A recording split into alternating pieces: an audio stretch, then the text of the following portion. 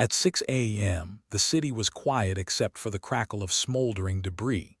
Smoke rose from gutted patrol cars left in the lot, their frames blackened, windows shattered. Fire hoses lay twisted across the pavement, dripping water that mixed with ash. Aerial footage captured the block in ruin. The precinct hollow, windows blown, doors broken from their hinges.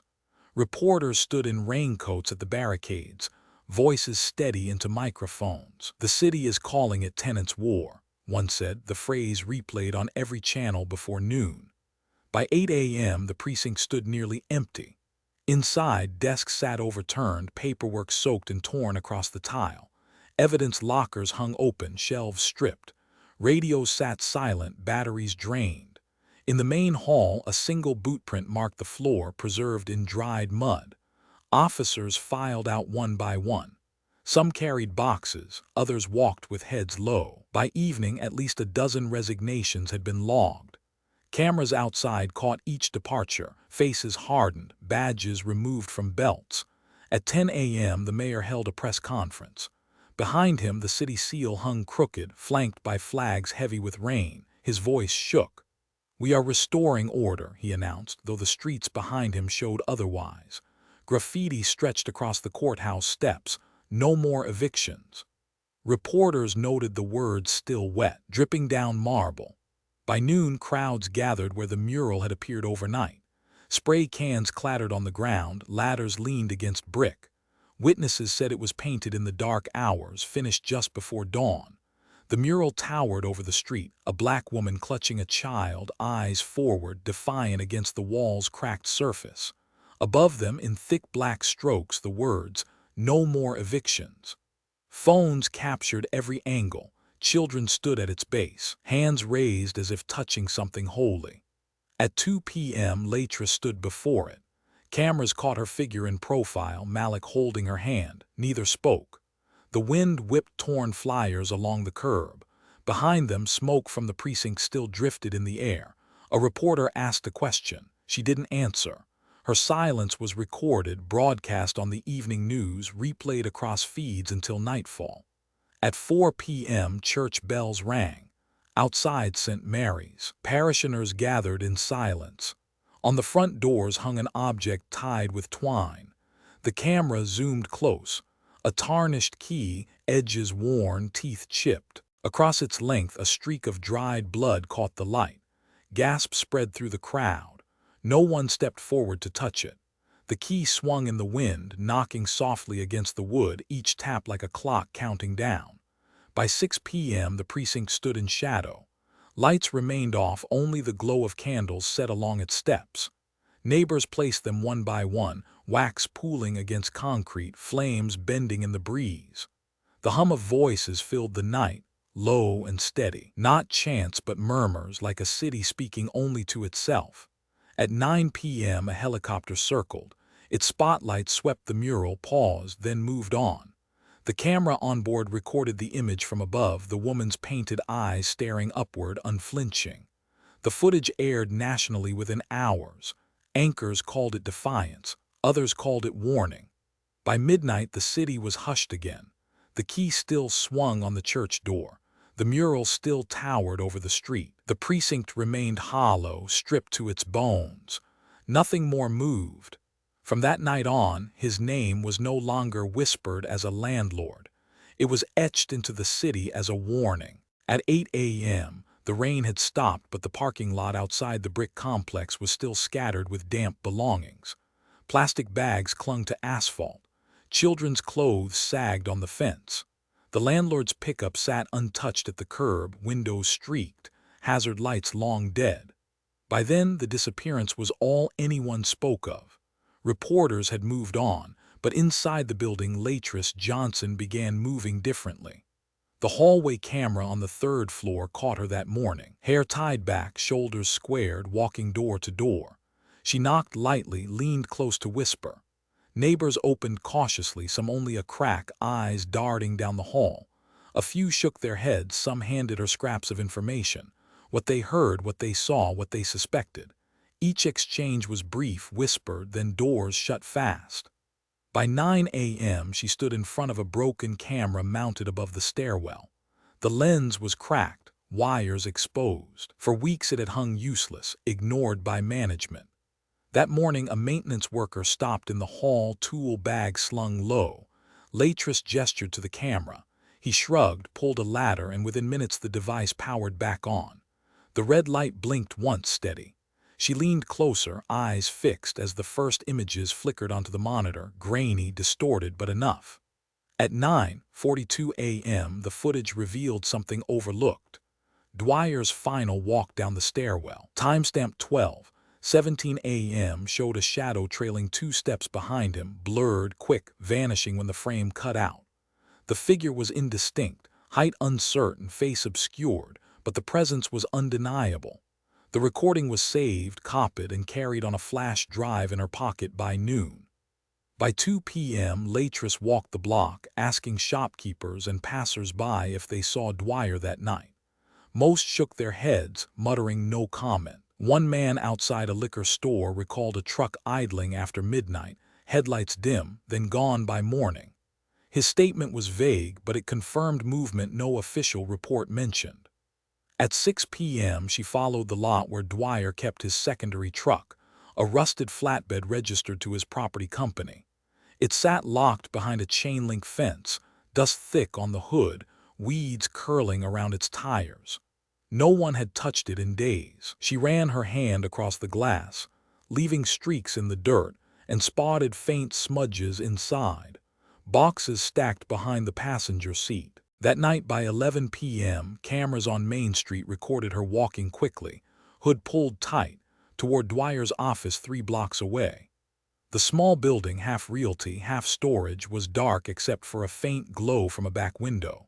She stopped once, scanned the street, then slipped inside with a spare key once belonging to a former tenant, its notches filed but still working.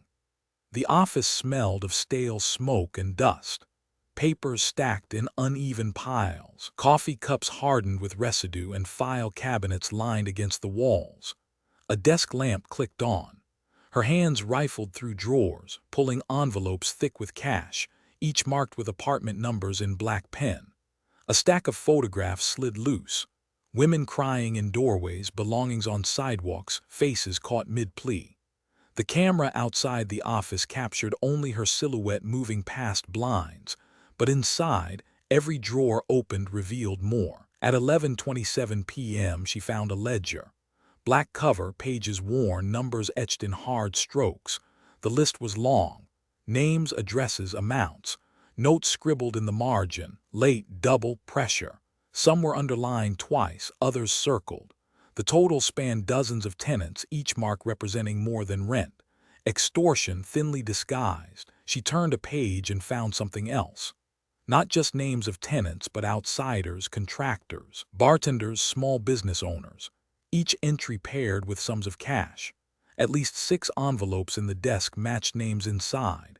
Each envelope carried hundreds, even thousands of dollars. At 11:45 p.m., footsteps passed outside the office. A shadow shifted near the blinds. Latris froze, light off, crouched low. The shadow paused, then walked on. Tires squealed as a car pulled away, taillights fading into the street.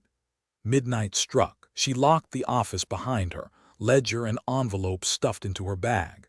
The street camera caught her leaving, eyes scanning both directions, then vanishing into the alley.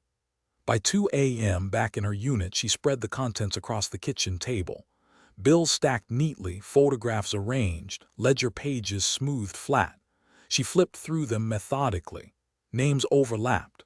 Some she recognized, neighbors, friends, people gone without explanation. The photographs confirmed it, families pushed out, faces twisted in anger or despair, all captured without consent.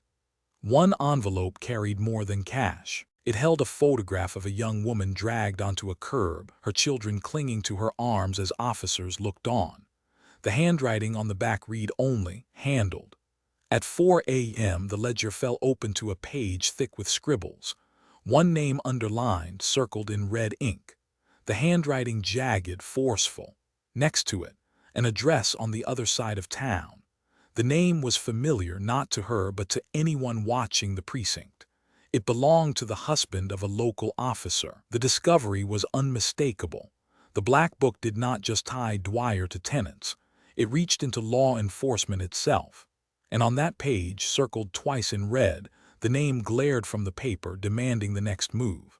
At 7 p.m. on a Thursday, the church basement filled with folding chairs scraped across concrete.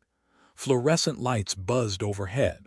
The pastor unlocked the side door and nodded once, stepping aside as people filed in. The security camera above the entrance showed faces lowered, coats pulled tight, whispers shared. Latrice Johnson entered last, carrying a folder pressed against her chest. She placed it on the table, opened it, and spread photographs across the surface. Envelopes, receipts, pages from the Black Ledger. At 7:15 p.m., the first testimony began. A woman in her 40s, hair tied in a scarf, stood and pointed at a photograph. "That was me. He threw my kids out in the rain." Her voice cracked, then steadied. Another man followed, lifting his sleeve to show a scar. "He shoved me down the stairs when I was late 2 days." Each voice added to the record. The basement grew heavy with sound, rage, grief, accusation. A witness documented names and dates on paper. By 8 p.m., at least 15 former tenants had spoken. Outside, graffiti appeared on brick walls near the complex. "Justice for Tenants" sprayed in black and red paint, dripping under street lamps. Cameras on the corner recorded 2 masked figures moving fast, one carrying a can, the other keeping watch. They vanished into the dark within 90 seconds. By morning, the word stretched across 3 buildings. At 10 p.m., a sedan parked across from the landlord's secondary truck. The feed from a liquor store camera showed 2 figures stepping out carrying containers. They splashed liquid across the hood, lit a rag stuffed into a bottle, and tossed it. Flames jumped high, orange light flickering against windows. The truck roared into fire, smoke curling into the night sky. Sirens wailed minutes later, but the culprits were gone. Only charred metal and melted glass remained. By 2 a.m., word spread. In group texts and whispered calls, tenants knew the truck was gone. The ledger's shadow had widened. The next day, Friday at 5 p.m., windows of a realty office tied to Dwyer's company shattered. Security footage showed bricks hurled, alarms blaring. A figure in a hood stepped inside, knocked files off desks, and poured accelerant along the carpet. Fire consumed the front half of the office before firefighters arrived. Glass crunched under boots as hoses sprayed water into the smoldering shell. By dawn, the sign reading Dwyer Properties hung in tatters, half burned, letters barely legible. The escalation continued through the weekend. Flyers with bold black letters reading "Tenants Justice" appeared on lampposts and bus stops. A video circulated online, blurred faces in the church basement, voices describing evictions, showing scars, holding children. The footage ended with the graffiti slogan sprayed on a wall, camera shaking as someone whispered, "This is just the start." On Sunday at 8 p.m., Latrice's mother lit a candle in the window of their unit. The flame flickered behind glass, casting long shadows across the room. Malik sat at the table drawing on paper, crayons scattered, the hum of the refrigerator filling silence. Outside, the block was quiet. Only the glow of street lamps and the distant sound of sirens hinted at unrest. Meanwhile, inside precinct headquarters at 9 p.m., officers gathered in the conference room. Files spread across the table, photographs of the burned truck, the destroyed office, the graffiti. The captain leaned forward, voice recorded in notes later leaked. "This is retaliation. It won't stop here." Another officer muttered, "She's organizing them." The room fell quiet. Radios crackled faintly with chatter from the street. By Monday afternoon, tension reached a peak. Protesters marched past the courthouse, holding signs, chanting. Drone footage showed the crowd swelling, lines of police stationed at intersections.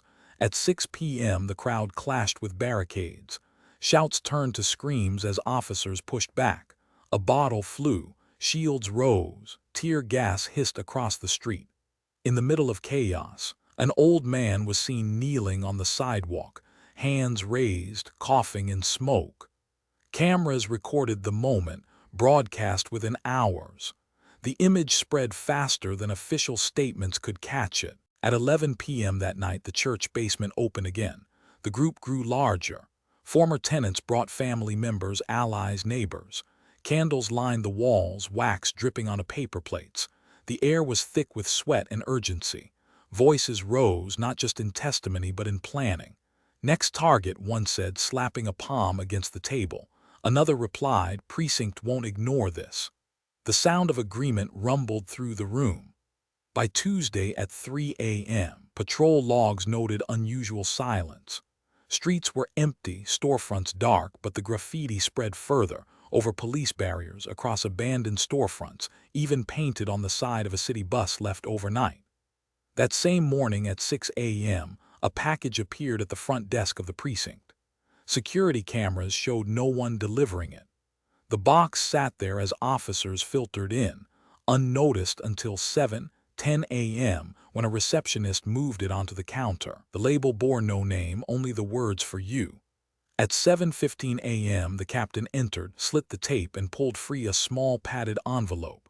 Inside lay a single metal key, tarnished, worn at the edges. Next to it, wrapped in plastic, a strip of stained cloth. The cloth carried a dark, rusted smear. Blood dried long ago but unmistakable.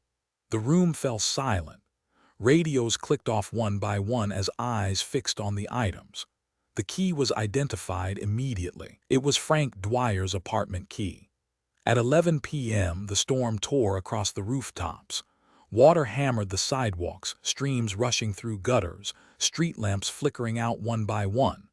Lightning split the sky, revealing the shape of the precinct in silhouette. Inside, officers moved through dim corridors, radios hissing with static as the storm cut signals short. At 11:12 p.m., the feed from an external security camera caught movement. Figures in dark hoods ran low through the rain, spreading across the courtyard in formation. Each carried duffel bags slung tight against their shoulders. At 11:13 p.m., the first flash. Smoke grenades rolled under the main doors, hissing white clouds through the lobby. The alarm shrieked. Officers scrambled, rifles raised, voices shouting through masks. Another grenade clattered against tile, filling the hall with a wall of haze. The cameras showed muzzle flashes next, short bursts. Not sustained fire, just enough to scatter the line. At 11:14 p.m. the blackout hit.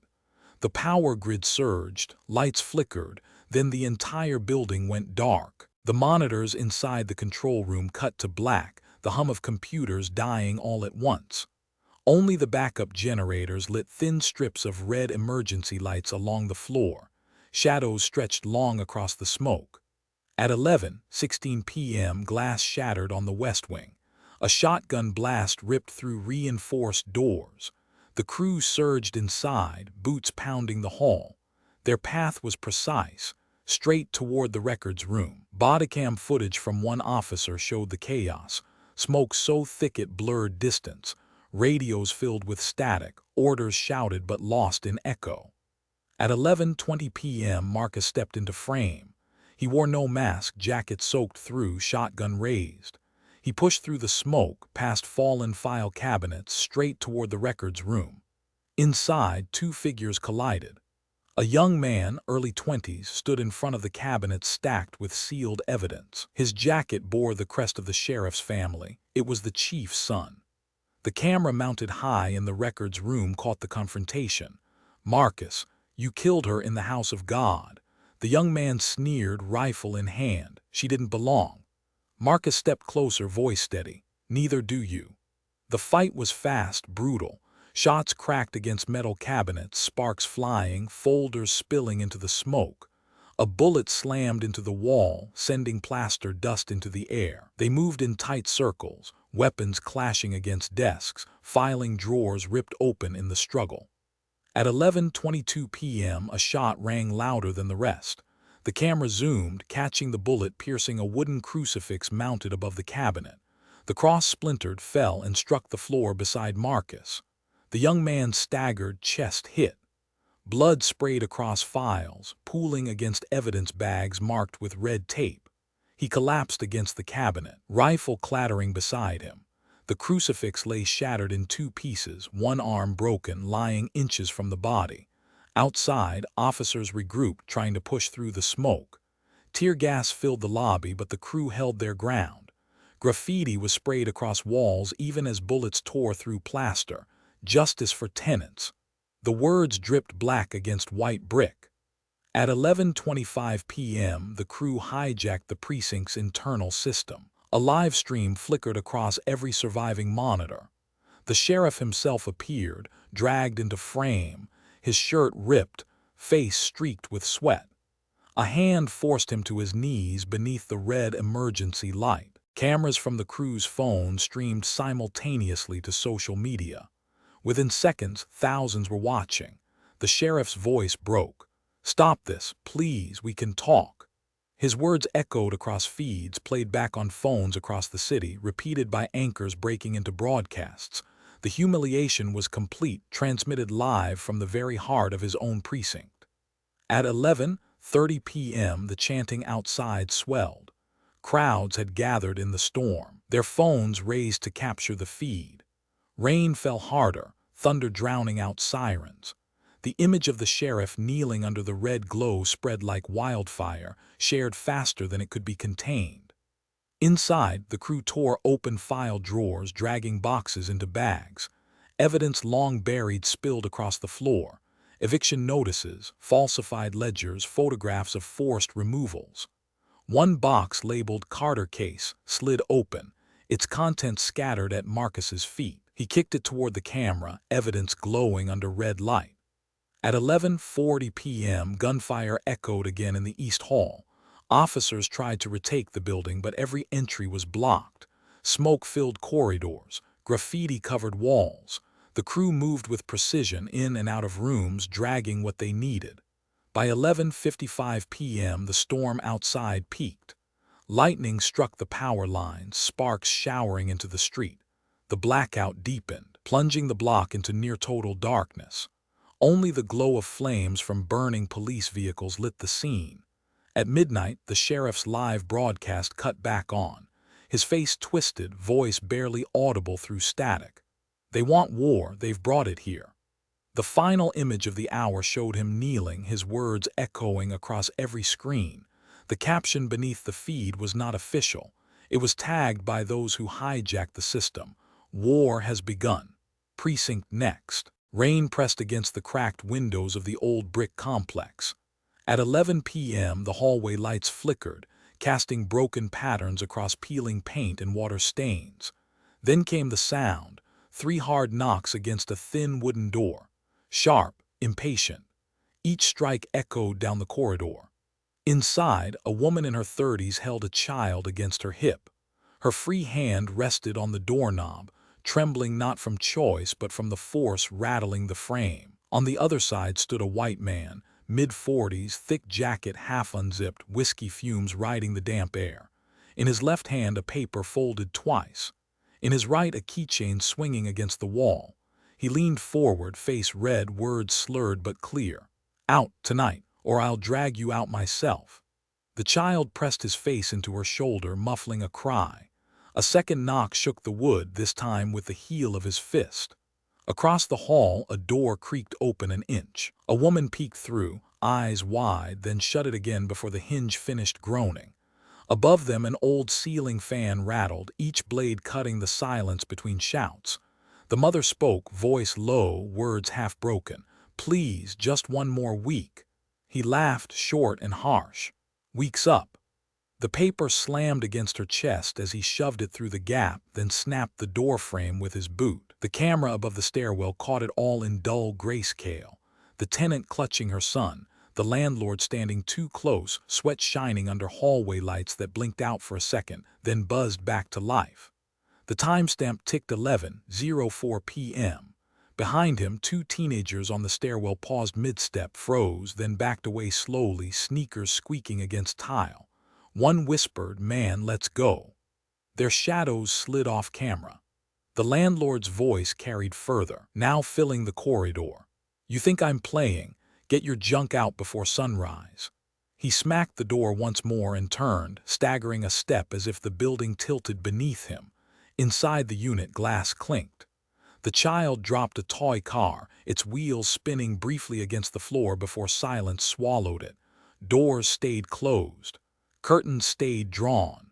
The only sounds were the retreating boots of the landlord and the thin whimper of a child. At 11:06 p.m., the hallway camera showed him walking toward the exit, coat collar pulled high, shoulders squared as if he owned the entire block. His keychain jingled once more before he disappeared down the stairwell. The feed ran blank for 2 minutes, then reset to static. In apartment 3B, the door shut hard enough to shake plaster dust loose from the ceiling. Neighbors listened through thin walls as locks clicked shut one after another. Some whispered prayers. Others cursed quietly into the night. The building settled back into its usual groan, pipes rattling, a siren passing on the street outside, the faint smell of fried food drifting from a lower floor. By 11:30 p.m., silence reclaimed the corridor. Yet the image remained, frozen in memory and tape. A mother holding her child against peeling paint, a landlord leaving with the weight of his threat hanging in stale air. 3 days later, investigators returned to that same corridor. The footage replayed on their monitor. The knock, the shout, the papers, the final walk away. They paused the frame at 11:06 p.m. The officer leaned closer to the screen. That's the last anyone saw him. The landlord had vanished. No sign of his truck, no trace of his keychain. Only the recording of his heavy steps leaving the building, steps that ended in a stairwell and never came back. And from that moment, the case shifted from eviction to disappearance. The question no one could answer: who followed him after he left the frame? At 6 a.m., the diner clock ticked over the morning rush. Grease popped on the grill, the hiss of bacon filling the narrow space. Waitress Johnson wiped a counter with one hand while balancing plates with the other. Her uniform was faded, collar tugged from too many shifts. A waitress called out, "Order up," and she slid into motion again.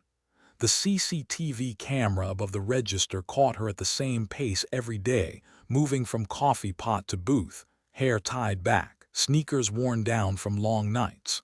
By 7 a.m. she clocked out, stuffed her apron into a plastic bag, and walked the 4 blocks back to her apartment. Malik, 8 years old, waited near the doorway with a backpack too big for his shoulders. The hall camera on the 3rd floor recorded him tapping his shoe against the chipped tile, clutching a library book in his hand.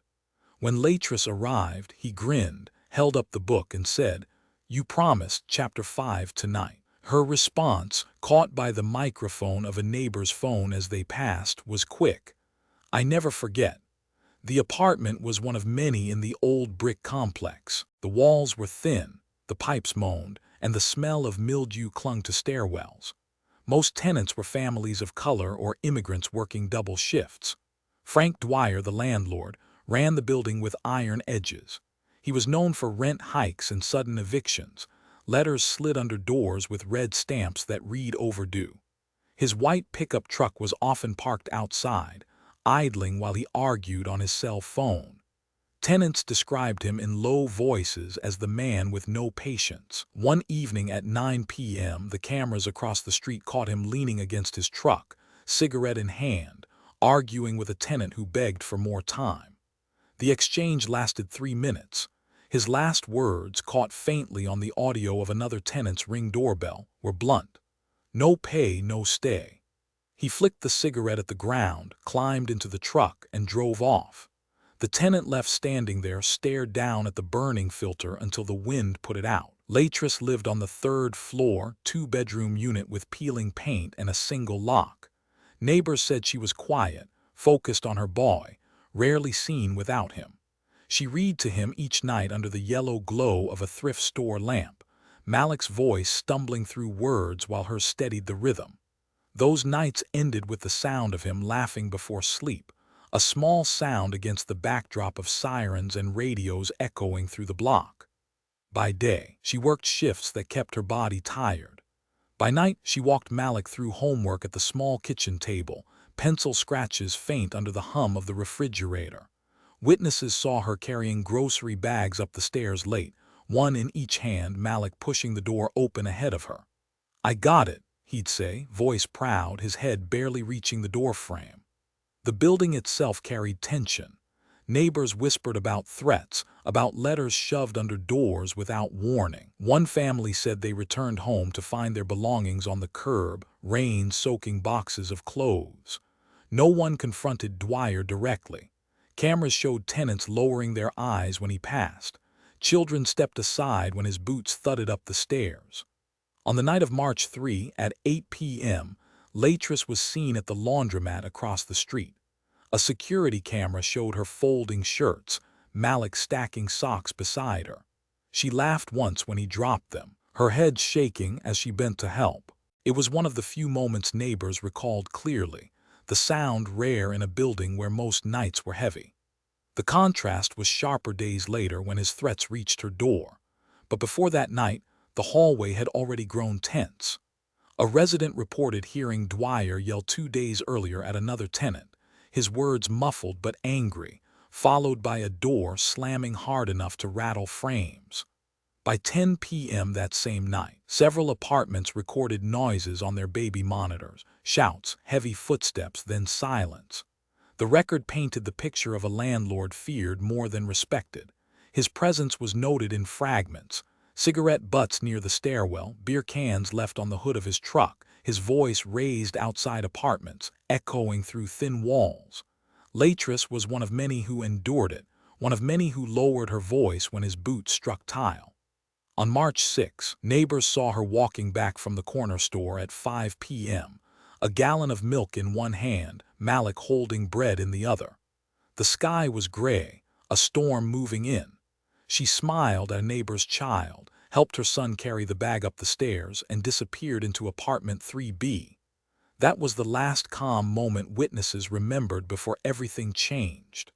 When police later reviewed the camera logs, they noted how the building seemed ordinary. People coming, people going, doors shutting. Nothing unusual until that knock in the night. The routine had been ordinary, the faces familiar. Yet within 72 hours, the man who controlled every lock and every eviction would vanish, leaving only questions. Rain slashed across the parking lot just after 9 p.m. Water pooled along cracked pavement, headlights from passing cars flickering against the old brick facade of the apartment block. A security camera fixed to the corner recorded the scene. A white pickup truck pulled tight against the curb, hazard lights blinking red in the storm. The door slammed open and Frank Dwyer stepped out, jacket soaked within seconds, voice already raised. On the third floor, the lens of the hallway camera showed him pounding on Unit 3B. His fist struck the door twice before he threw his shoulder against it. The frame shook. Inside, Latris Johnson clutched Malik against her side, her voice breaking through the rain. "Please, just 1 week." Dwyer's reply cut through, clear even over the downpour. "Not my problem." He wrenched the lock open with a key and shoved inside. The feed from the hall showed his shadow dragging boxes, bags, and furniture into the open. Neighbors cracked doors, peered through chains, then shut them again. From outside, another camera caught clothing tossed from the balcony, shirts plastered to wet concrete, toys scattered across the lot, a mattress sagging as water ran down its seams. A doll landed face down in a puddle, one shoe floating off. Latris followed him into the hall, arms stretched around a plastic bag of groceries that burst when it hit the tile. Apples rolled across the floor, thumping against the wall, one splitting under Dwyer's boot. Malik stood barefoot at the doorway, crying, rain blowing in through the open frame. "Out now," Dwyer shouted, voice cracking with force. He pulled another box from the unit, dumped it near the stairwell, and turned back without pause. The hallway camera clock marked 9:17 p.m. In frame, the mother knelt to gather soaked clothes while her son pressed his face into her shoulder. The sound of neighbors moving behind doors carried faintly, footsteps retreating, locks sliding into place, whispers through walls. None stepped forward. By 9:30 p.m., the lot outside filled with waterlogged belongings. Witnesses recalled the sight of children's shoes floating in the gutter, books plastered shut, and Malik's backpack crumpled on the curb. The storm drowned the sound of his cries, but the images held. A mother bent low in the rain, a landlord pacing with the authority of ownership. At 10 p.m., Dwyer's pickup remained parked at the curb. He climbed inside once, sat with the engine running, smoke curling from the window. Then he shut it off, left the lights flashing, and walked back inside. The camera at the main entrance caught him wiping rain from his brow, muttering to himself before disappearing into the stairwell. From then until midnight, the building shifted between silence and the thud of heavy footsteps. Residents reported hearing doors slam, furniture dragged, and the muffled sobs of a child echoing through thin walls. One phone recording captured Latress's voice again, "Please stop." The reply was another crash, then silence. At 12:15 a.m., the hall camera flickered once, then resumed. Dwyer was seen walking toward his own apartment on the second floor, shoulders hunched, keychain swinging. He entered, shut the door behind him, and turned the lock. What happened next was reconstructed from fragments. The stairwell camera showed no further movement. His pickup truck stayed parked with hazards blinking until the battery drained. By 1 a.m., the lights went dark. At 7 a.m. the following morning, tenants noted his truck still in place, streaked with rain and dirt. The driver's side door was locked. Boxes and bags remained piled outside 3B, water dripping from corners, fabric clinging to pavement. The hallway stank of mildew and stale whiskey. At 9 a.m., a neighbor reported Dwyer's door ajar. Officers arriving on scene documented the detail. Lock intact, door wide open, no forced entry. The interior light was on. The couch cushions were torn from their seats. An empty bottle lay sideways on the counter. A glass of whiskey sat half full on the table, faint steam curling from its surface. The timestamp on the apartment's security system confirmed the last activity at 12:17 a.m., Dwyer's entry. No footage showed him leaving. By 10 a.m., investigators canvassed the building. Witnesses reported hearing him yelling hours earlier, but none saw him again. One recalled the sound of a door closing sharply around 12:20 a.m., followed by a pause and silence. Another remembered seeing shadows through blinds, movement that stopped abruptly. The lot remained the same, truck locked, belongings soaked, no footprints leading away. The rain had cleared by dawn, leaving the air heavy with the smell of wet wood and gasoline. At 2 p.m., crime scene tape went up around the second floor. Officers entered with gloves, checked the whiskey glass, and found it warm as if held moments before. The bed inside was unmade, boots at its side, jacket on a chair. Nothing suggested a man preparing to leave. By 5 p.m., word spread across the block. Residents gathered in hushed clusters outside the building, eyes on the taped stairwell, children clinging to their sides. Some whispered that he was missing. Others said he had been taken. None spoke loudly enough to be overheard. What remained were the images. Latress in the rain begging for one more week, her belongings scattered across the curb, Malik clutching at her arm. The landlord's voice echoing through thin walls, "Not my problem." The camera recording him walking into his apartment, locking the door, never to be seen again. And when dawn came, only the glass on the table still carried warmth. At 9 a.m., the courthouse steps filled with reporters, microphones raised, cameras flashing under a gray sky. Inside, the wooden benches creaked with the weight of families pressed shoulder to shoulder. The air was heavy, no sound but the shuffle of papers and the cough of a deputy. At the front, Judge Harold Whitman, white hair cut sharp, gavel in hand, leaned forward. 12 jurors filed into place, most white, eyes fixed straight ahead. The defendant sat at the table in a navy suit, Officer Doyle, shoulders squared, jaw set. His attorney adjusted a tie, then stood. "My client acted in self-defense." The voice rang out, clipped and confident. The words echoed through the room, captured by local news microphones. The lawyer gestured toward a blown-up photograph projected on the screen. Jamal Carter, 21, hoodie pulled over his head, hands in his pockets. This is not the picture of innocence. This is the look of a gangster. Gasps spread through the benches. Jamal's mother clutched her husband's arm, head lowered, shoulders shaking. A bailiff stepped forward, warning for silence. At 11 a.m., the prosecutor requested to play bodycam footage.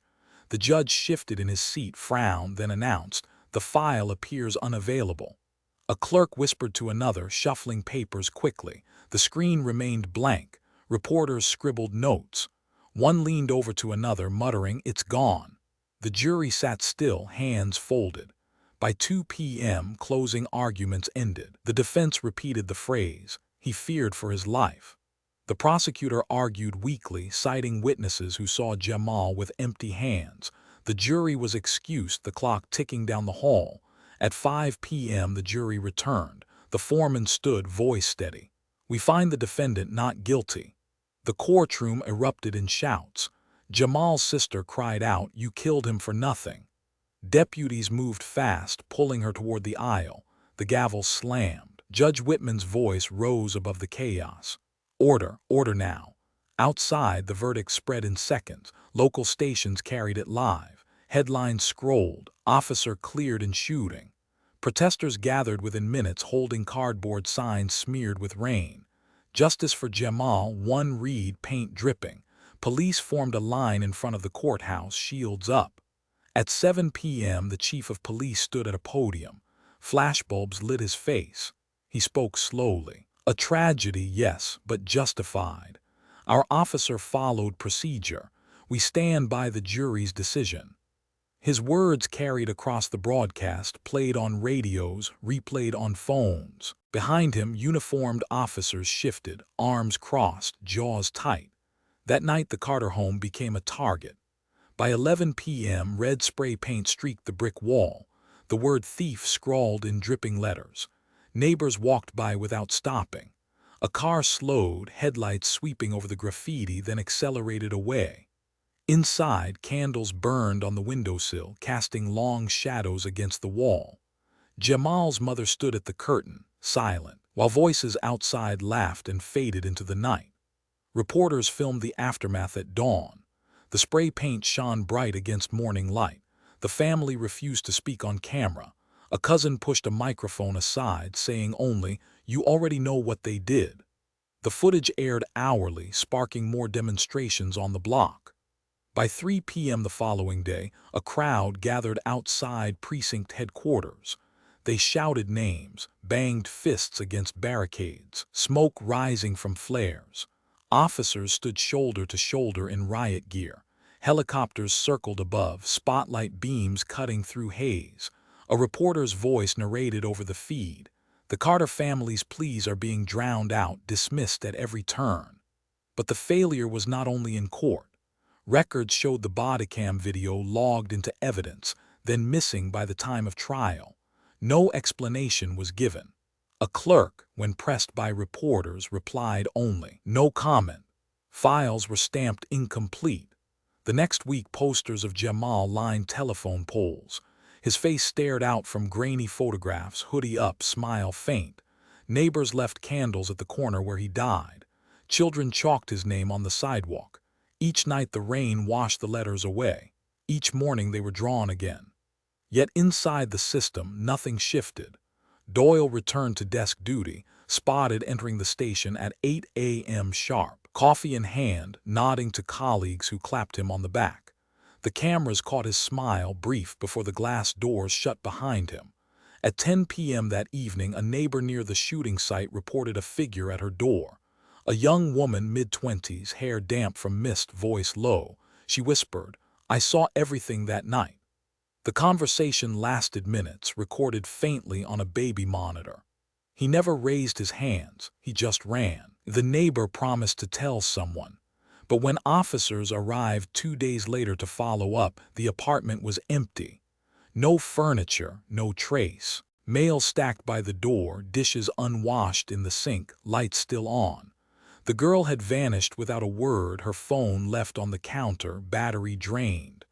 The file marked her as a potential witness. Then the entry stopped. No forwarding address. No final sighting. Just silence, hanging like the blank space where the bodycam footage should have been.